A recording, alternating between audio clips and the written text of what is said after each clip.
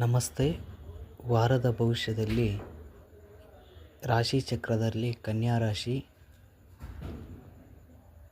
ರಾಶಿಯು ನಿಮ್ಮ ಭುಜಗಳ ಮೇಲೆ ಬಹಳಷ್ಟು ನಿಂತಿದೆ ಮತ್ತು ನಿರ್ಧಾರಗಳನ್ನು ತೆಗೆದುಕೊಳ್ಳಲು ಸ್ಪಷ್ಟ ಚಿಂತನೆಗಳು ಅಗತ್ಯ.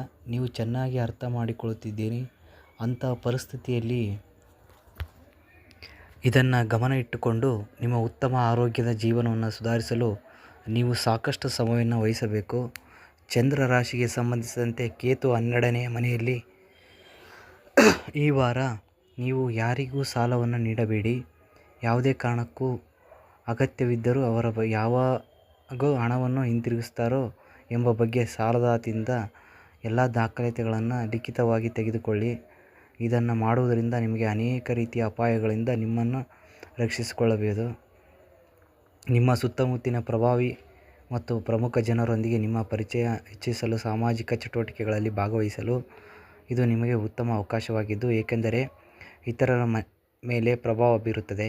ನಿಮಗೆ ಸಾಮರ್ಥ್ಯ ಈ ವಾರ ನಿಮಗೆ ಅನೇಕ ಸಕಾರಾತ್ಮಕ ವಿಷಯಗಳಿಗೆ ತರುತ್ತದೆ.